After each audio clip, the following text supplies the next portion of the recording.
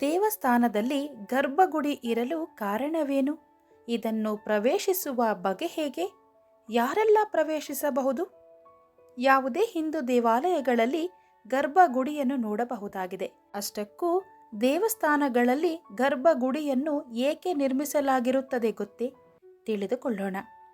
ಧಾರ್ಮಿಕ ಗ್ರಂಥಗಳಲ್ಲಿ ದೇವಾಲಯದ ಗರ್ಭಗುಡಿಯನ್ನು ಆ ದೇವಾಲಯದ ಹೃದಯ ಸ್ಥಳ ಅಥವಾ ಬ್ರಹ್ಮಸ್ಥಳವೆಂದು ಕರೆಯಲಾಗಿದೆ.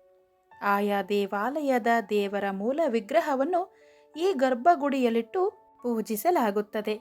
ಈ ಸ್ಥಳವು ದೇವರಿಗೆ ಆಹಾರ, ಅಭಿಷೇಕ ಮತ್ತು ವಿಶ್ರಾಂತಿ ನೀಡುವ ಸ್ಥಳವಾಗಿದೆ. ಯಾವಾಗ ದೇವಾಲಯದ ಈ ಸ್ಥಳದಲ್ಲಿ ದೇವರ ಪ್ರತಿಷ್ಠಾಪನೆಯನ್ನು ಮಾಡಲಾಗುತ್ತದೆಯೋ ಅಂದಿನಿಂದ ಇದು ಪವಿತ್ರ ಸ್ಥಳವೆಂದು ಕರೆಸಿಕೊಳ್ಳುತ್ತದೆ. ಯಾವುದೇ ಹಿಂದೂ ದೇವಾಲಯಗಳಲ್ಲಿ ಗರ್ಭಗುಡಿಯನ್ನು ನಿರ್ಮಾಣ ಮಾಡುವಾಗ ವಾಸ್ತುಶಾಸ್ತ್ರದ ಪ್ರಕಾರ ವಾಸ್ತು ನಿಯಮಗಳನ್ನು ಗಮನದಲ್ಲಿಟ್ಟುಕೊಂಡು ನಿರ್ಮಾಣ ಮಾಡಲಾಗುತ್ತದೆ. ಇದರಲ್ಲಿ ದೇವರ ಪೂಜೆಯನ್ನು ಮಾತ್ರವಲ್ಲ, ಭಕ್ತರಿಗೆ ದೇವರ ದರ್ಶನ ಮಾಡುವುದಕ್ಕೆ ಹಾಗೂ ದೇವರ ಪ್ರದಕ್ಷಿಣೆ ಹಾಕುವುದಕ್ಕೂ ಸ್ಥಳವನ್ನು ನೀಡಲಾಗಿರುತ್ತದೆ. ಯಾವಾಗಲೂ ಗರ್ಭಗುಡಿಯ ಪ್ರವೇಶ ದ್ವಾರವು ಚಿಕ್ಕದಾಗಿ ಹಾಗೂ ಚೌಕ ಅಥವಾ ಆಯತಾಕಾರದಲ್ಲಿ ಇರುತ್ತದೆ. ಗರ್ಭಗುಡಿಗೆ ಎಷ್ಟೇ ದೊಡ್ಡವರಾಗಲಿ ಚಿಕ್ಕವರಾಗಲಿ ತಲೆಯನ್ನು ಬಗ್ಗಿಸಿ ಬರಬೇಕಾಗುತ್ತದೆ. ಇದರರ್ಥ ಅಹಂನ ತೊರೆದು ದೇವರಿಗೆ ತಲೆಬಾಗಿ ಒಳಗೆ ಬರಬೇಕೆಂಬುದಾಗಿದೆ.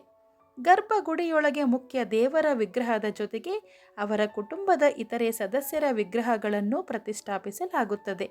ಶಿವನ ದೇವಾಲಯಗಳಲ್ಲಿ ಶಿವ, ಪಾರ್ವತಿ ಹಾಗೂ ಅವರ ಮಕ್ಕಳ ವಿಗ್ರಹಗಳು ಇರುವಂತೆ ವಿಷ್ಣು ದೇವಾಲಯಗಳಲ್ಲಿ ಲಕ್ಷ್ಮೀ ವಿಗ್ರಹ ಹಾಗೂ ರಾಮನ ದೇವಾಲಯಗಳಲ್ಲಿ ಸೀತೆಯ ವಿಗ್ರಹಗಳೂ ಇರುತ್ತವೆ. ಇದಲ್ಲದೆ ಗರ್ಭಗುಡಿಯ ಬಾಗಿಲು ತೆರೆಯುವ ಮತ್ತು ಮುಚ್ಚುವ ನಿಯಮವೂ ಇದೆ.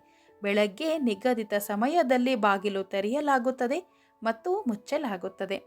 ಹಿಂದೂ ಧರ್ಮದ ಪ್ರತಿಯೊಂದು ದೊಡ್ಡ ದೇವಾಲಯಗಳಲ್ಲಿ ಗರ್ಭಗುಡಿಯನ್ನು ತಪ್ಪದೆ ನಿರ್ಮಿಸಲಾಗಿರುತ್ತದೆ. ಏಕೆಂದರೆ ಇದು ಆ ಸ್ಥಳದ ಪಾವಿತ್ರತೆಯನ್ನು ಕಾಪಾಡಿಕೊಳ್ಳಲು ಸಹಕಾರಿಯಾಗಿದೆ. ಸಂಪೂರ್ಣ ಶುದ್ಧತೆಯನ್ನು ಕಾಪಾಡಿಕೊಂಡ ಅರ್ಚಕ ಮಾತ್ರ ಗರ್ಭಗುಡಿಯಲ್ಲಿ ದೇವರಿಗೆ ನೈವೇದ್ಯವನ್ನು ಅರ್ಪಿಸುತ್ತಾನೆ. ಎಲ್ಲರಿಗೂ ಈ ಸ್ಥಳಕ್ಕೆ ಪ್ರವೇಶಿಸಲು ಅವಕಾಶವಿಲ್ಲ. ಪ್ರತಿಯೊಬ್ಬ ವ್ಯಕ್ತಿಯೂ ಈ ಸ್ಥಳಕ್ಕೆ ಪ್ರವೇಶವನ್ನು ಹೊಂದಿದ್ದರೆ ದೇವಸ್ಥಾನದ ಪಾವಿತ್ರ್ಯತೆಗೆ ಧಕ್ಕೆಯಾಗಬಹುದು ಎಂಬ ಕಾರಣಕ್ಕಾಗಿ ಈ ನಿಯಮವನ್ನು ಅನುಸರಿಸಲಾಗುತ್ತದೆ. ದೇವರ ಪ್ರಾಣ ಪ್ರತಿಷ್ಠೆಯ ನಂತರ ಗರ್ಭಗುಡಿಯಲ್ಲಿ ಯಾವಾಗಲೂ ಸಕಾರಾತ್ಮಕ ಶಕ್ತಿ ಇರುತ್ತದೆ. ಯಾರಾದರೂ ಶುದ್ಧತೆಯನ್ನು ಕಾಪಾಡಿಕೊಂಡು ಈ ಸ್ಥಳಕ್ಕೆ ಪ್ರವೇಶಿಸಿದರೆ ಅವರ ಎಲ್ಲ ದುಃಖಗಳು ಕೊನೆಗೊಳ್ಳುತ್ತವೆ ಎಂದು ನಂಬಲಾಗಿದೆ. ಇದು ಶಕ್ತಿ ಮತ್ತು ಶಾಂತಿ ನೆಲೆಸಿರುವ ಸ್ಥಳವಾಗಿದೆ. ಅಲ್ಲದೆ ಕೆಲವೇ ಜನರಿಗೆ ಈ ಸ್ಥಳಕ್ಕೆ ಪ್ರವೇಶಿಸಲು ಅವಕಾಶವಿರುತ್ತದೆ. ಆದ್ದರಿಂದ ಪ್ರತಿ ದೇವಾಲಯವು ಕಡ್ಡಾಯವಾಗಿ ಗರ್ಭಗುಡಿಯನ್ನು ಹೊಂದಿರುತ್ತದೆ. ಸರ್ವಂ ಶ್ರೀಕೃಷ್ಣಾರ್ಪಣಮಸ್ತು.